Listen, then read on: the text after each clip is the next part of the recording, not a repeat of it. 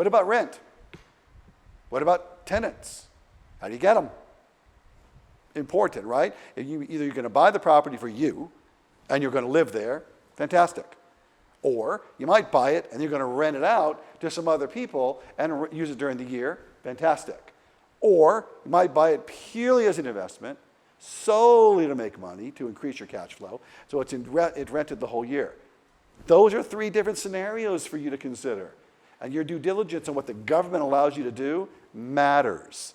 And it will matter later if they're a kind of government that changes its policies on a whim, kind of like China does that. Okay, and I got lots of stories on China and Asia, which we'll go over a little later. How about property management? Who's managing your property for you?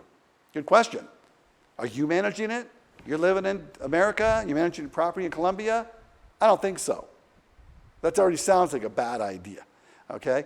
But people do it, but I'm not going to encourage you to do it. You need to have people on the ground there, and we'll help you with all that because we know the people on the ground there to help you do this. How about traveling from the properties? I mentioned this in the opening. I think I mentioned that. Like, for example, people want to know that when they go buy a piece of property somewhere, they might in fact be able to take off and go somewhere else. You know, they don't have to just stay there. Like, I'll give you an example. If you bought a property in Panama, Costa Rica, or Colombia, they're not even an hour from each other in a boat. Okay, in a plane, it's even shorter. That's cool. You may just wake up today and say, you know what, I'm taking a boat to Colombia and I'm going to go hang out for a week. No problem. And by the way, it's about $80. It's really inexpensive. Okay, you may go to Costa Rica and say, you know, jungle's cool, but I need some nightlife. I'm heading off to Panama for the day. That's cool. Okay, so you will think about your traveling not just to that particular location where you buy, but traveling from that location to local countries around you. These is due diligence you should do, unless you just want to stay in your unit and never go anywhere, which I think is not a great idea. Well, if you're in another culture, go experience it. Get out there, meet people. How about budgeting? What's your budget? We're going to go over this, okay? And can you spend $100,000? Can you spend $10 million? What's your budget?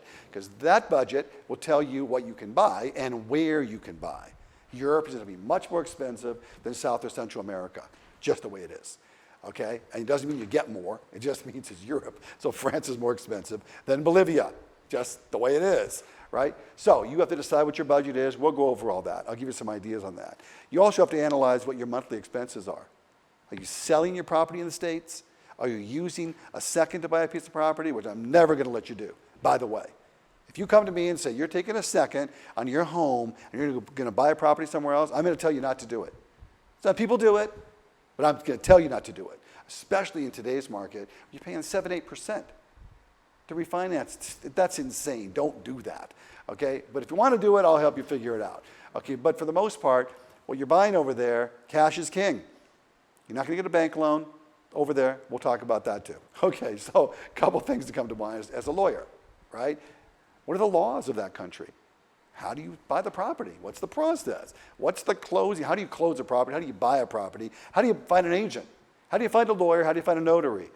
On and on and on. We're here. We've done it many times. We'll do it for you. You try and do that on your own, good luck, because you'll be doing this. You'll just be going around in circles and circles and not going anywhere, okay? And you'll lose a lot of money, by the way. Okay, what about taxes? You need to know your tax responsibilities. It's really important. The U.S. government, to the local government. Are you working there? Are you not working there? Matters. If you're working, are you working on the internet? Are you working on the streets somewhere? It all matters. All got tax conversations. Your due diligence will include that with our analysis with you. Also, I need to teach you about the anonymity of your holdings. You don't want people looking around for you. You don't want prying eyes seeing what you're doing over there. I'm going to give you some secrets on that. They're all legal. Everything I'm going to tell you is legal. Okay? But there's IRS issues that people do not know about that I'm going to share with you. And you'll be real happy when I explain this to you. Okay, a couple final points on that. Amenities. Are amenities important to you? You need a gym nearby? I do. I absolutely need to have a place to go work out. If I don't have that, I'm not going to be real happy. And remember, what we're talking about here is living your best life. I'm trying to help you get there. Living your best life, the highest quality life. Does a pool matter to you? Okay. Does local shopping matter to you? Okay. Do you need a mall near you? Is there even a mall where you're going? These are things when we sit down in the one-on-one, and I'm doing consultation with you, we'll go over all this in detail. But for today and tomorrow, I'm going to just tell you what it's like in other countries on these kind of topics. And the last thing to me, this is probably the most important thing, the weather. Remember this? Here's the East Coast. Hi, East Coast people, that's your winter. Right, shoveling snow. I'm in San Diego. I'm not shoveling any snow, but I still want to get out of here. I want to go do things around the world. So weather matters, especially for those of you that live in the cold or the snow states. Normally you bail and go to Florida. That's not happening anymore. Seen statistics lately? Here's one for you. Check that out. That's on the people fleeing Florida. I love Florida. I'm not moving there. There's too many problems with it that, that I'm seeing now. So you might just decide, I'm not done with that. I'm going to go somewhere else where it's sunny, like South and Central America, for example. It's pretty much always sunny. I mean, it rains, but the weather's good. Where you'll find in other parts of the world, it's not. Australia's always kind of pretty hot. I mean, it just depends, but weather is a key factor for me. All right, so those are all the things we're going to go over in the due diligence package. So put your seatbelts on.